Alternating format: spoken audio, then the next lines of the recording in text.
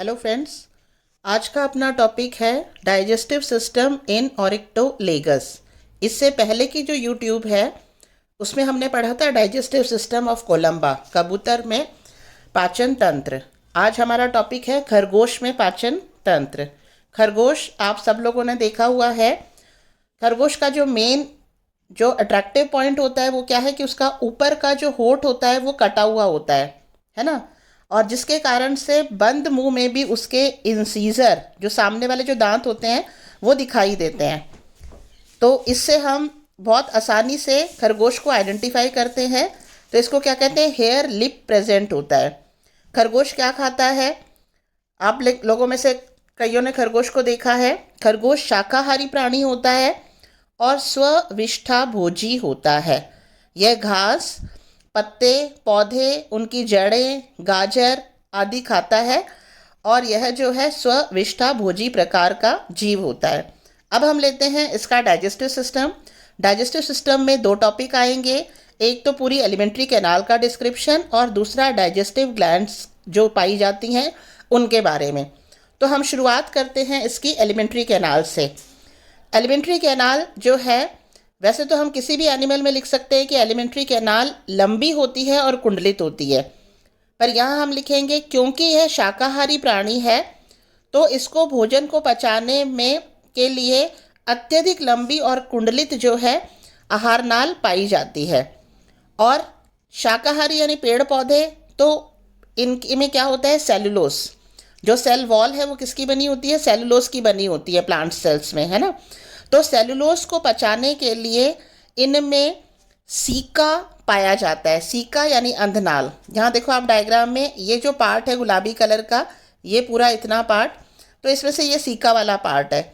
तो ये जो सीका वाला पार्ट है, अंधनाल वाला जो पार्ट है, ये विशेष रूप से कुंडलित और बड़ा भाग होता है और ये और वर्बिफॉर्म अपेंडिक्स भी इसमें वर्किंग होती है। तो इस सीका वाले भाग में सेलुलोस को पचाने वाले एंजाइम्स जो हैं स्त्रावित किए जाते हैं और इनके लिए खुद ये स्त्रावित नहीं करता है, इनके अंदर सहजीवी बैक्टीरिया व प्रोटोजोआ पाए जाते हैं। सहजीवी यानी ऐसे जीव जो साथ रहते हैं और जो एक दूसरे को लाभ देते हैं। तो इसमें बैक्टीरिया और प्रोटोजोआ जो सेलुलोस को पचाने वाले एंजाइम सिक्रीट करते हैं वो इस सीका के अंदर और वर्मीफॉर्म अपेंडिक्स के अंदर पाए जाते हैं इस कुंडलित संरचना में, ठीक है। और आहार नाल किन भागों में बटी हुई है? माउथ से शुरू होगी, माउथ, माउथ के बाद में क्या आ जाएगा, फेरिंग, बक्कल कैविटी, बक्कल कैविटी के बाद में oesophagus, then stomach, then intestine, then anus. तो एनस इसका लास्ट पार्ट है जिसके द्वारा एलिमेंट्री कैनाल बाहर की तरफ ओपन होती है। तो हम शुरुआत करते हैं स्टेप बाय स्टेप। सबसे पहले हम शुरुआत करते हैं माउथ वाले पार्ट से ही, ठीक है। तो माउथ कैसा होता है? इसमें जैसे मैंने बताया कि यह आगे के दांत बड़े होते हैं। आगे के दांत यानी इंसीजर, तो इंसीजर दांत जो है ये कुतरने के काम आते हैं। तो ये भोजन को पकड़ने या कुतरने हेतु विशिष्ट प्रकार का माउथ इसमें पाया जाता है। और माउथ अपेक्षाकृत जो है बड़ा होता है और इसमें कहाँ उपस्थित है? प्रौथ के उप अंतस्थ सिरे पर। प्रौथ के उप अंतस्थ सिरे पर है। दो कोमल होंठ होते हैं। होंठ कैसे होते हैं? दोनों होंठ गतिशील होते हैं। दोनों होंठ गतिशील होते हैं। अभी जैसे आपको बताया है, ऊपर का जो होंठ होता है वो कहाँ तक? ऊपर का जो होंठ होता है उसमें एक कट पाया जाता है नासिका तक। यहाँ ये ऊपर का होंठ है तो ये नासिका तक कटा हुआ होता है और इसको कहते हैं हेयर लिप। यहाँ मैंने डायग्राम में यहाँ पर क्या है, हेयर लिप या क्लेफ्ट लिप। ये क्लेफ्ट लिप, ये ऊपर का होंठ है जो बीच में से क्या है, कटा हुआ है नाक वाले भाग तक, नासिका तक चीरा लगा हुआ होता है इसमें, ठीक है। और यही कारण है कि इंसीजर जो इसके बड़े होते हैं साइज में, ये मुंह बंद भी अगर होगा तो उसमें से भी इंसीजर जो है वो बाहर की तरफ दिखाई देते हैं। और निचला जो होंठ होता है ये इसका सामान्य प्रकार का होता है। ये लोअर लिप है, ये सामान्य प्रकार का है, ठीक है। और नीचे के जो इंसीजर होते हैं वो भी ज़्यादा बड़े नहीं होते, नॉर्मल साइज़ के होते हैं। और पूरी देह में जिस तरह से मैमेल है ये, तो मैमेल में पूरी देह पर रोमिल त्वचा होती है, तो उसी तरह से इनका जो लिप वाला पार्ट है इसके ऊपर भी रोमिल त्वचा का आवरण होता है। और भीतरी सतह, माउथ का जो अंदर का पार्ट है, या पूरी एलिमेंट्री कैनाल में, जैसे मैंने बताया था, पूरी एलिमेंट्री कैनाल में अंदर की तरफ म्यूकस लेयर होती है। तो हम इसमें भी कह सकते हैं कि भीतरी सतह श्लेष्मा उपकला द्वारा स्तरित होती है, जिसके कारण जो माउथ है वो नम बना रहता है, लसलसा बना रहता है। ठीक है।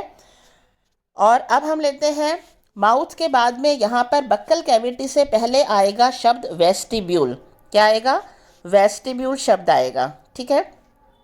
तो यहाँ ये जो पार्ट है, ये पार्ट जो खाली वाला पार्ट है, यहाँ पर ये जो पार्ट है, ये है वेस्टिब्यूल, प्रघाण। तो वेस्टिब्यूल में क्या हुआ?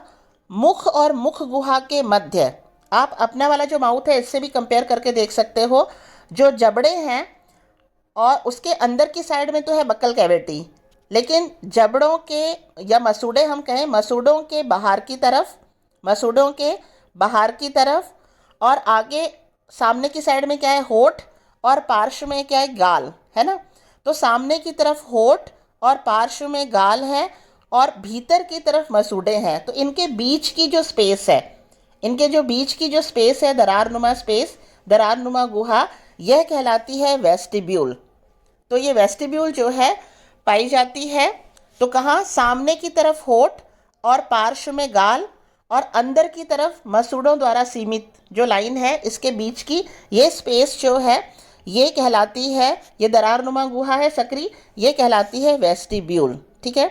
और इसमें भी भीतर की सतह श्लेष्मा ग्रंथि युक्त होती है।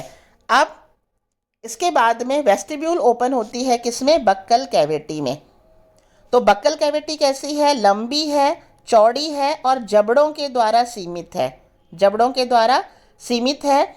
इसमें भी हम मेंशन करेंगे कि आंतरिक भित्ति श्लेष्मिक उपकला द्वारा बनी होती है। ये जो लाइन है, आंतरिक भित्ति श्लेष्मिक उपकला द्वारा बनी होती है, ये हम पूरी एलिमेंट्री कैनाल में अगर लिख देंगे तो ये पूरा सही है। ठीक है। फिर हम आते हैं इसमें मुख गुहा की छत वाले भाग में कौन कौन से पार्ट हैं और मुख गुहा के जो फर्श वाला पार्ट है उसमें कौन कौन से पार्ट हैं। तो यहाँ हम लेते हैं छत वाला पार्ट। ये छत वाला पार्ट है। तो छत वाले पार्ट में आप देखो, यहाँ ये जो लाइन बनी हुई है, ये इतना पार्ट है इसका हार्ड पैलेट, हार्ड पैलेट यानी कठोर तालु। आगे वाले भाग में ये कठोर तालु है। ठीक है। जो प्री मैग्जिला, मैग्जिला के पैलेटाइन प्रवर्धों व पैलेटाइन द्वारा बना है। ये रिजेस हैं, ये रिजेस दिख रही हैं। तो ये रिजेस किससे बनी हुई है? प्री मैग्जिला और मैग्जिला के पैलेटाइन जो प्रवर्ध है, उभार है, उनके द्वारा ये हार्ड पैलेट बना हुआ है। और मुख गुहा के ऊपर की तरफ यहाँ पर ये क्या है? नैसो पैलेटाइन ओपनिंग, यानी अंतः नासा छिद्र की जो ओपनिंग है वो यहाँ पर उपस्थित है। और अब हम लेते हैं इसमें, यहाँ इस तरफ यहाँ है सॉफ्ट पैलेट। सॉफ्ट पैलेट मतलब कोमल तालु वाला भाग। तो कोमल तालु वाला भाग है यहाँ पीछे की तरफ, कोमल तालु वाला भाग है।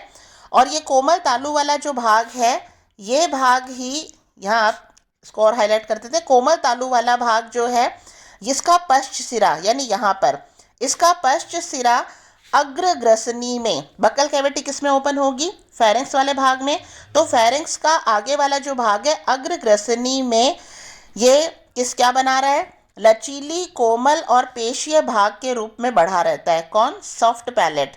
तो सॉफ्ट पैलेट का जो पश्च सिरा है, ये अग्रग्रसनी में वलन की भांति लटका रहता है और ये बनाता है यूवुला। क्या बनाता है? यूवुला। आप अपना भी मुंह पूरा खोलते हो तो कंठ वाला जो भाग है हमारा, वहाँ इस तरह की एक सॉफ्ट पैलेट का बना हुआ एक लटकी हुई संरचना पाई जाती है। तो ये संरचना किससे बन रही है? सॉफ्ट पैलेट के पश्च सिरे से। और ग्रसनी के आगे वाले सिरे में ये लटकी हुई संरचना है, लचीली, कोमल और पेशीय भाग है जो लटकी हुई अवस्था में होता है। तो ये क्या कहलाता है? यूवुला कहलाता है। ठीक है। अब हम लेते हैं यहाँ से, ये तो हो गया किसके बारे में? इसके ऊपर वाले भाग में। अब आते हैं हम नीचे वाले भाग में, यहाँ पर फर्श वाले भाग में। तो फर्श वाले भाग में हमें क्या मेंशन करना है? एक तो जीभ पाई जाती है, हमारे भी फर्श वाले भाग में जीभ है, पक्षी में भी हमने पढ़ा फर्श वाले भाग में जीभ है। तो बक्कल कैविटी के फर्श वाले भाग में जीभ वाला भाग है।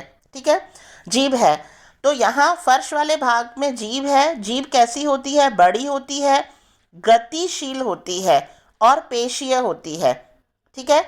और यहाँ देखो आप, इसका जीभ का जो अग्र अधर सतह के अतिरिक्त, यानी ये वाला जो पार्ट है, ये अग्र अधर सतह, आगे वाले सतह के अतिरिक्त बाकी जो पूर्ण भाग है, इसका मध्य अधर तह, ये किससे जुड़ी हुई रहेगी? फर्श से, मुख गुहा के फर्श पर जुड़ी हुई रहती है। और इस जीभ के ऊपर क्या पाए जाते हैं? अनेक स्वाद कलिकाएं और पैपिलिया पाए जाते हैं, टेस्ट बर्ड्स पाई जाती हैं।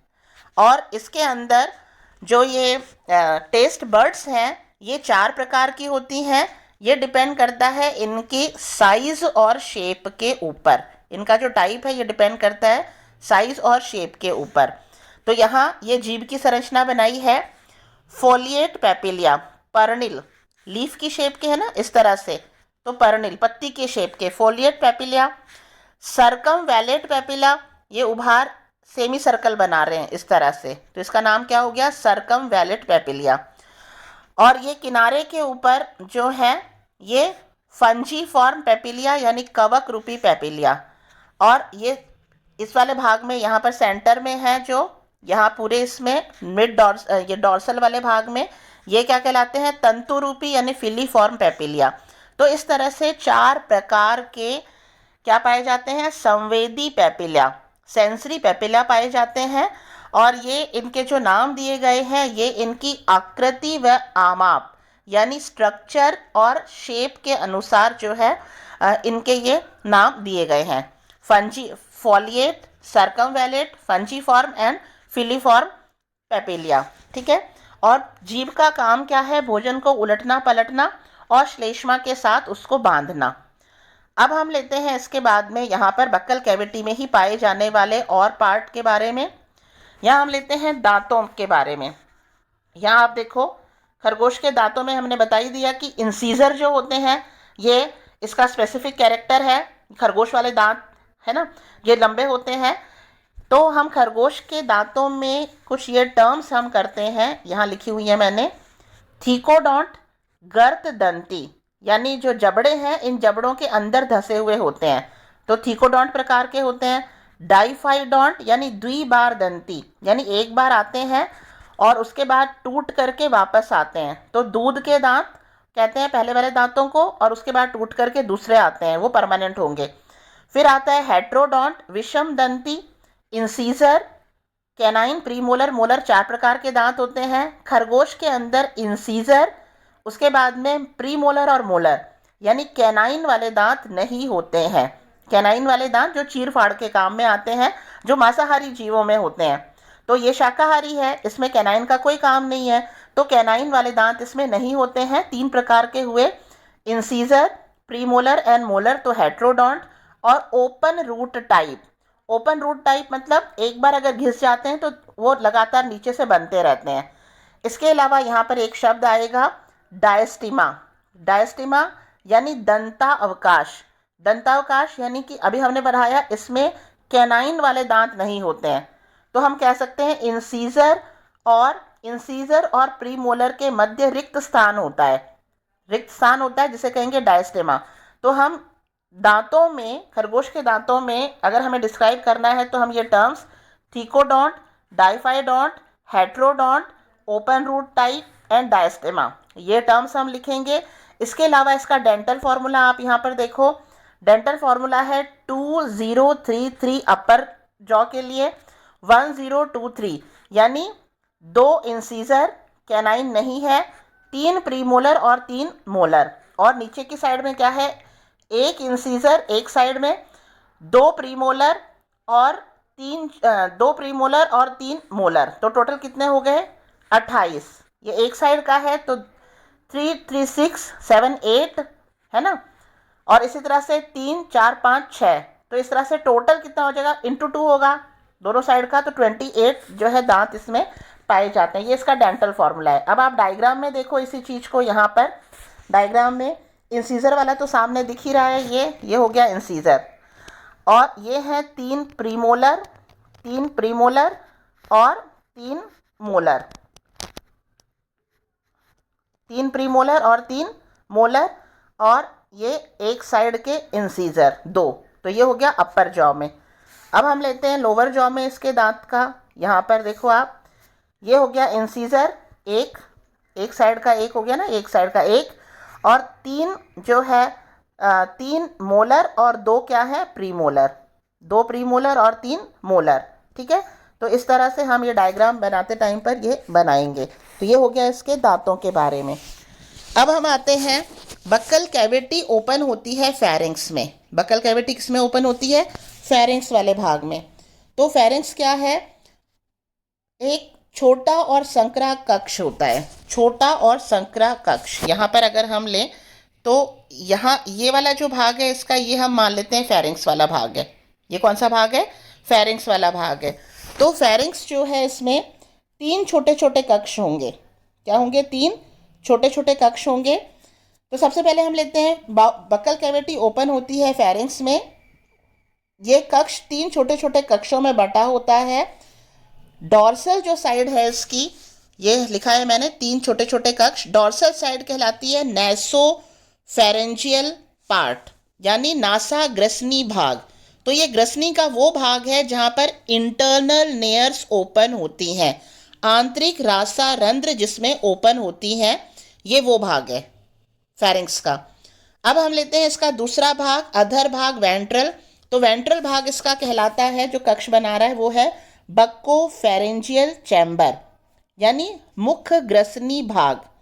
और इसका लेटरल साइड जो है फेरिंग्स का, वो जो छोटा जो कक्ष बनता है वो कहलाता है कंठ ग्रसनी भाग। वो क्या कहलाता है? कंठ ग्रसनी भाग। तो कंठ ग्रसनी भाग जो होता है इसका, उसके जो फर्श है कंठ ग्रसनी भाग का, यानी इसके बाद में कंठ वाला भाग शुरू हो जाएगा। कंठ ग्रसनी भाग यानी ग्रसनी अब कंठ में ओपन होगी, वो वाला पार्ट है इसका। तो इसके फर्श वाले भाग में ग्लॉटिस पाया जाता है। ग्लॉटिस क्या है? एक छोटा छेद है। ठीक है, और इस ग्लॉटिस के द्वारा जो कंठ ग्रसनी वाला भाग है, ये किस में ओपन होता है? लैरिंग्स में। किसमें ओपन होगा? लैरिंग्स, यानी श्वास नलिका में ओपन होगा। और ग्लॉटिस के ऊपर एक ढक्कन पाया जाता है, उपास्थि का बना हुआ ढक्कन पाया जाता है, जिसे कहेंगे इपीग्लॉटिस। तो यहाँ ये है इपीग्लॉटिस। तो इपीग्लॉटिस किसके ऊपर का ढक्कन है? ग्लॉटिस के ऊपर का ढक्कन है। और ग्लॉटिस क्या है? एक छिद्र है जिसके द्वारा फेरिंग्स किस में ओपन हो रही है? श्वास नलिका में ओपन होती है। और इस छेद के आगे की तरफ एक बड़ा छेद पाया जाता है फेरिंग्स के कंठ ग्रसनी वाले भाग में, वो कहलाता है गुलेट। तो गुलेट जो है, इसके द्वारा कंठ ग्रसनी भाग ओपन होता है ईसोफेगस में, यानी भोजन वाली नलिका में। हम खरगोश के बारे में पढ़ रहे हैं तो हम इसे अपने से भी कंपेयर कर सकते हैं, क्योंकि मैमेल है।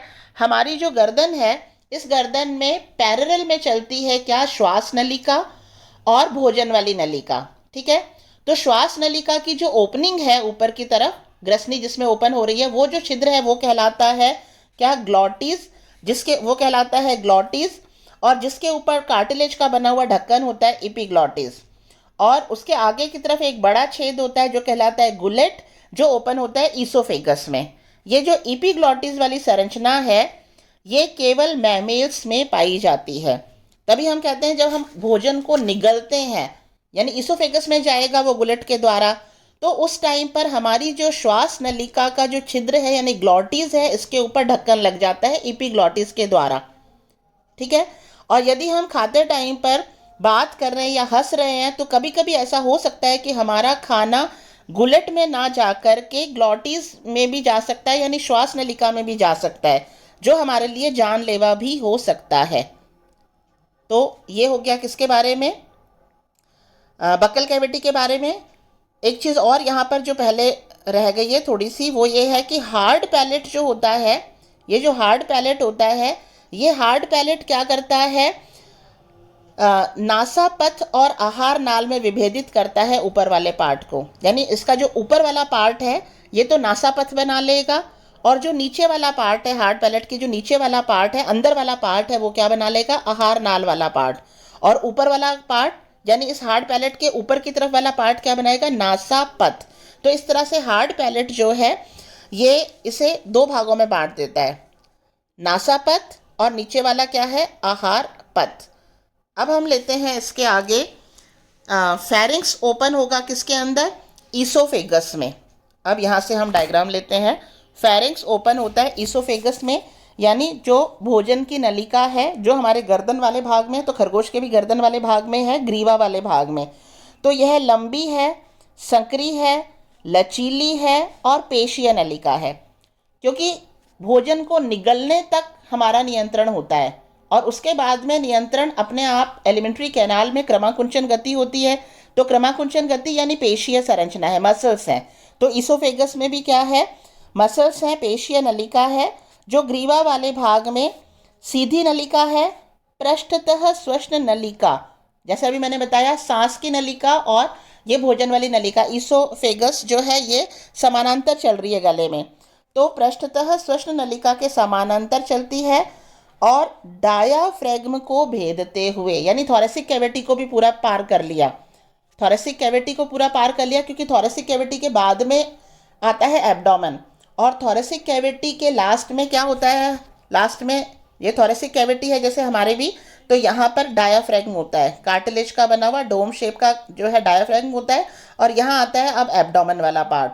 तो थोरेसिक कैविटी को भी पार कर लेता है और उसके बाद में डायाफ्रैग्म को भेदते हुए किस में ओपन होगा, ये स्टमक में ओपन होगा।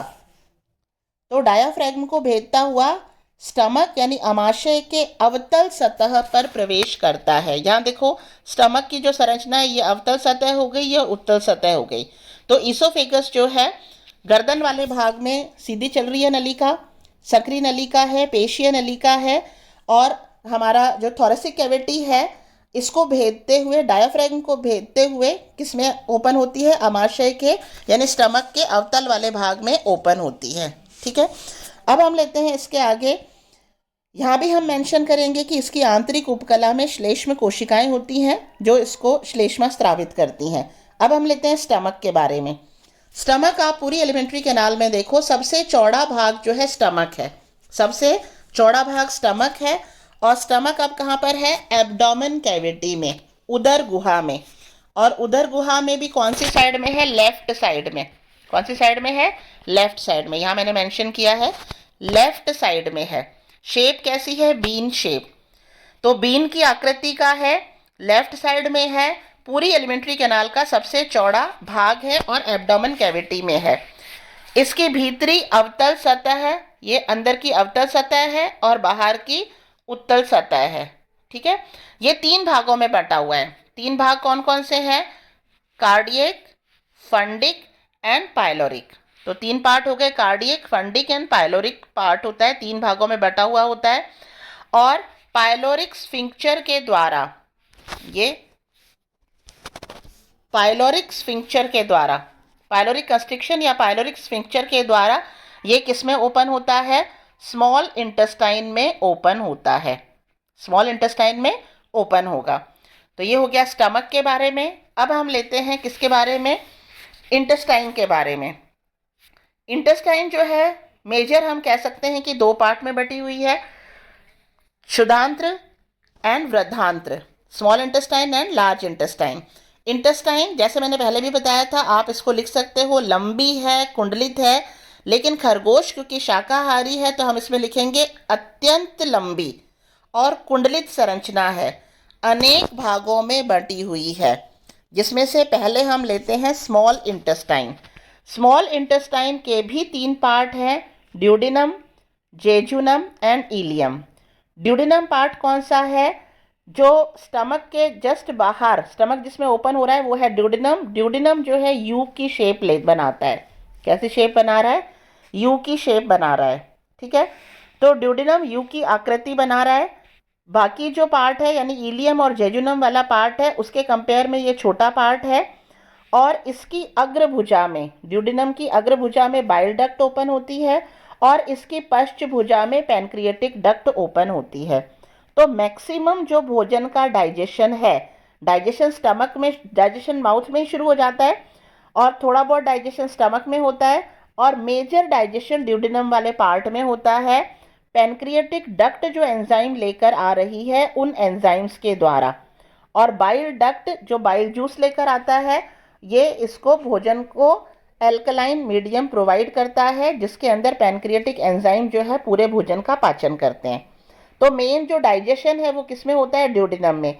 ड्यूडेनम की जो अंदर की सतह है, आंतरिक स्तर, ड्यूडेनम की आंतरिक सतह पर दरारें पाई जाती हैं। इन दरारों को कहते हैं लिबर कुहन की दरारें। यहाँ मैंने मेंशन किया है क्रिप्ट्स ऑफ लिंगरहेंस। इसके अलावा बूनर्स ग्लैंड्स पाई जाती हैं और म्यूकस ग्लैंड्स पाई जाती हैं। तो ये शब्द हमें इसी में मेंशन करना है।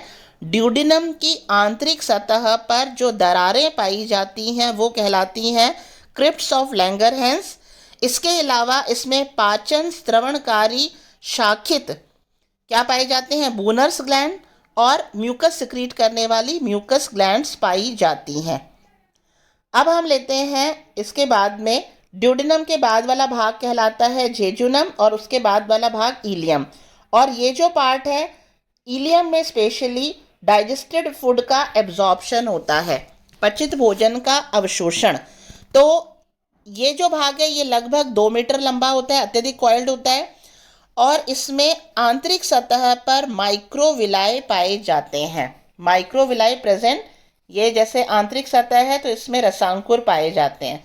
तो ये रसांकुर क्या करते हैं, अवशोषण के लिए, पचित भोजन के अवशोषण के लिए क्षेत्रफल को बढ़ाते हैं। और यह भाग क्या बताया मैंने, लगभग 2 मीटर लंबा भाग होता है। तो मैक्सिमम जो डाइजेशन है वो पूरा ड्यूडेनम में हो गया। डाइजेस्टेड फूड का जो एब्जॉर्प्शन है वो हो जाएगा इलियम वाले भाग में। तो इलियम वाले भाग में हमें माइक्रोविलाई के बारे में बताना है और ड्यूडेनम वाले भाग में हमें क्रिप्ट्स ऑफ लैंगरहैंस, बूनर्स ग्लैंड और म्यूकस ग्लैंड के बारे में बताना है।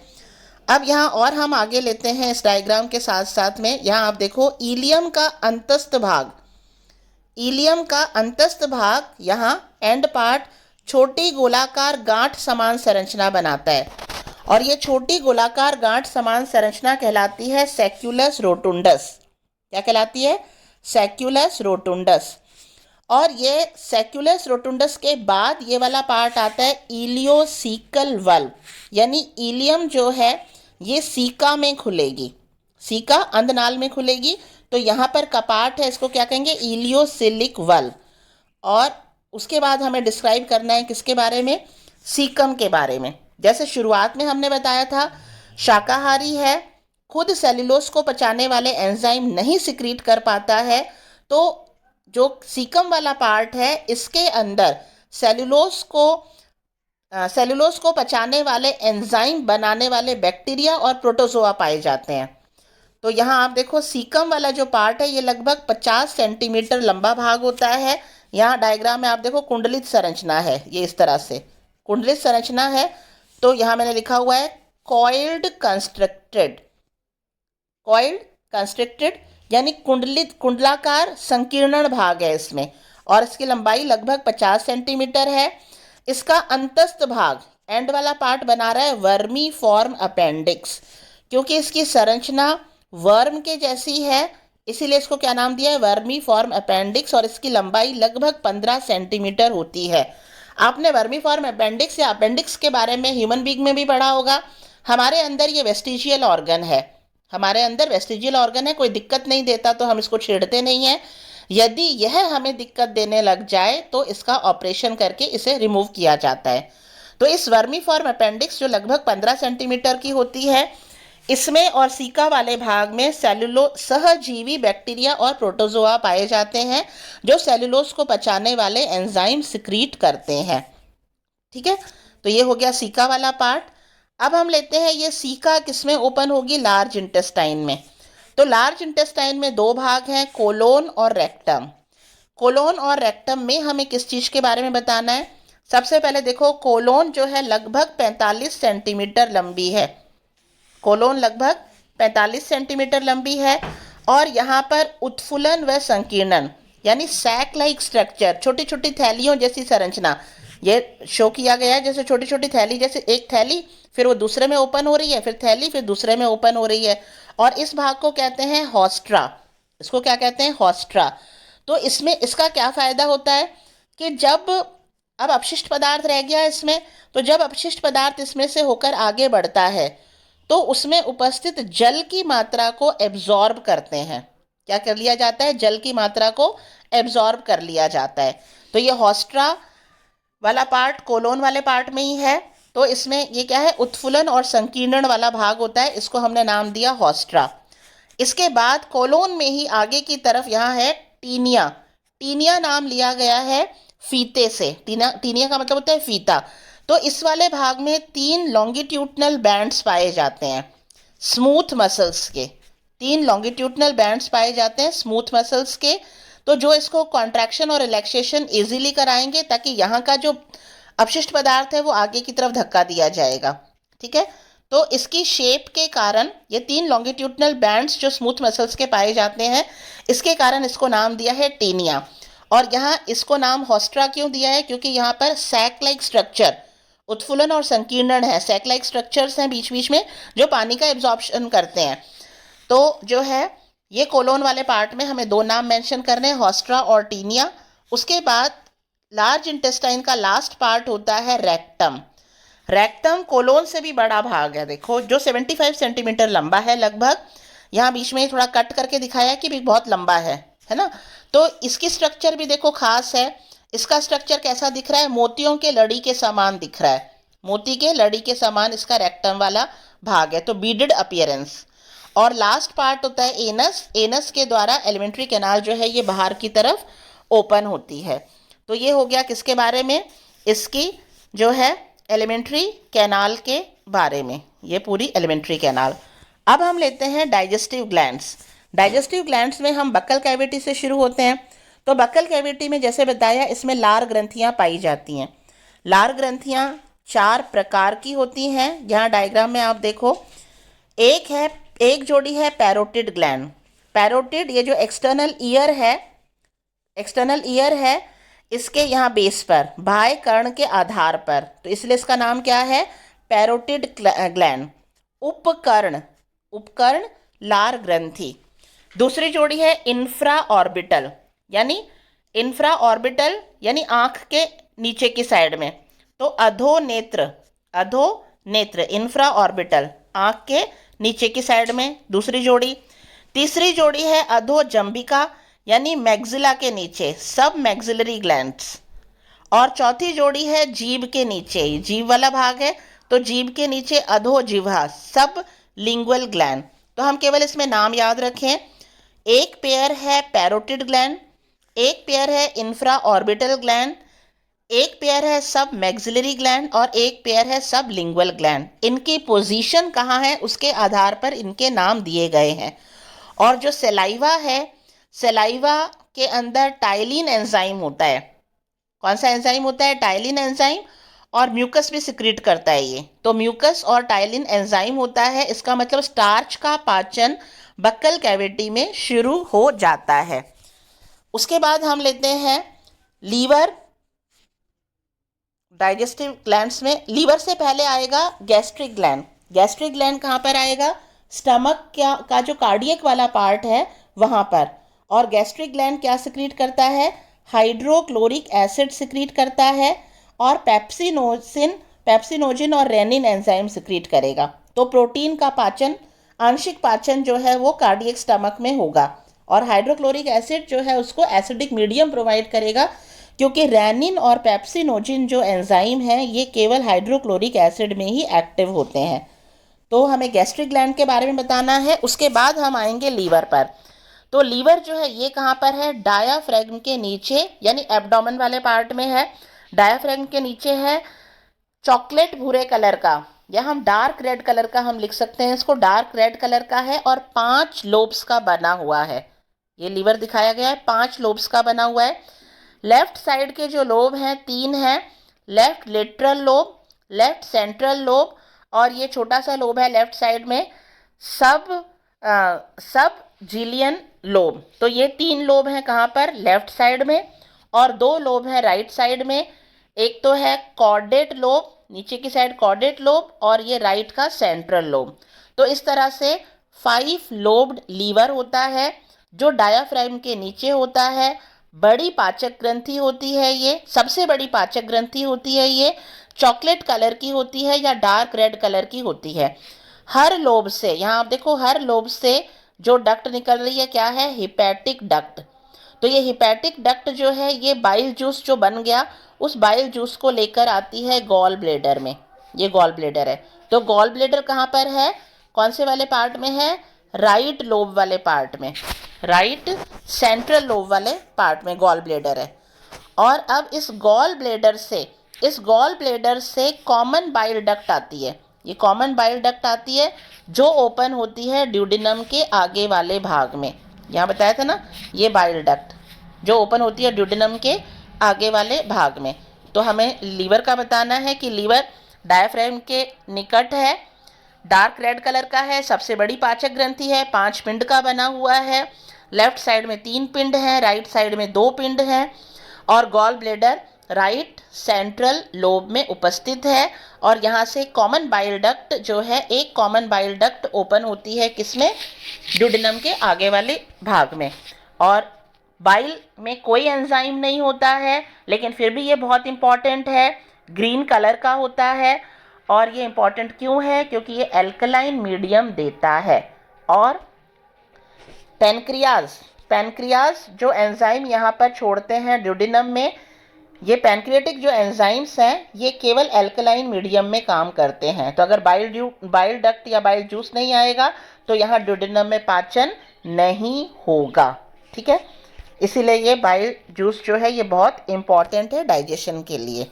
ठीक है, अब हम लेते हैं पैनक्रियाज कहाँ पाई जाती है। यहाँ देखो आप, ड्यूडिनम का जो यू शेप बना है इसके बीच में, इसकी शेप कैसी है, इर्रेगुलर है, अनियमित है, शाखित है, गुलाबी रंग की ग्रंथि है, ड्यूडिनम की दोनों भुजाओं के मध्य उपस्थित है।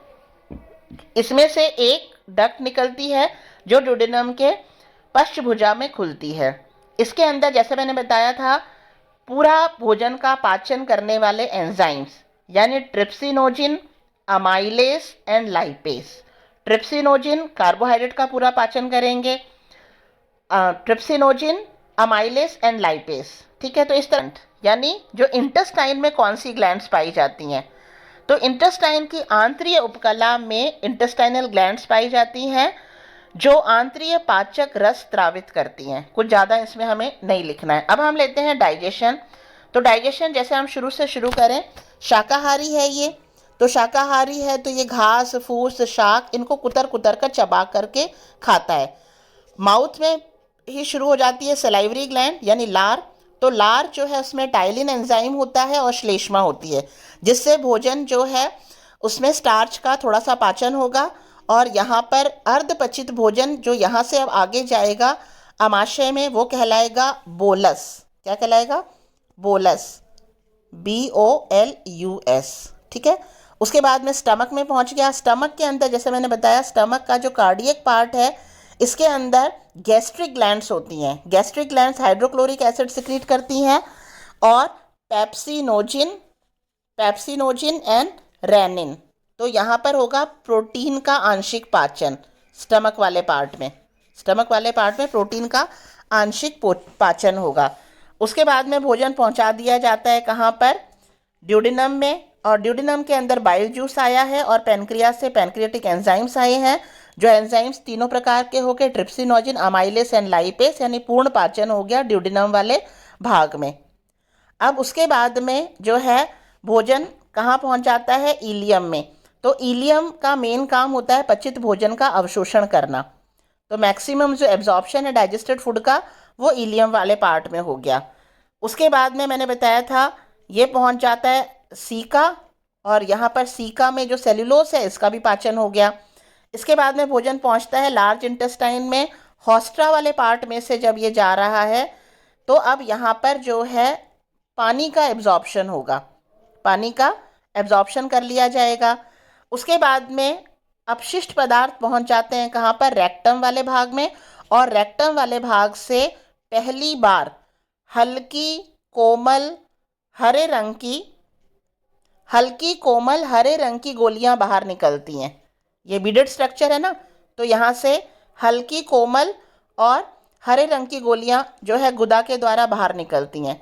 खरगोश इनका भक्षण करता है। विष्ठाभोजी शब्द यूज आया था, स्वविष्ठाभोजी, तो ये इसका भक्षण करता है।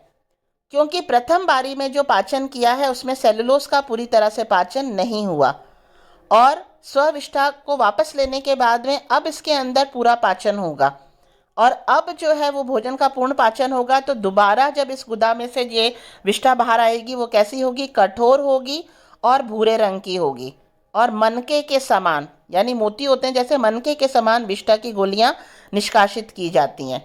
तो इस तरह से जो है इसमें होता है डाइजेशन। इसीलिए हम पहली स्टेप क्या शुरू करते हैं? शाकाहारी है और स्वविष्ठा भोजी है, ठीक है। तो इस तरह से ये कंप्लीट हो जाता है खरगोश के अंदर डाइजेशन।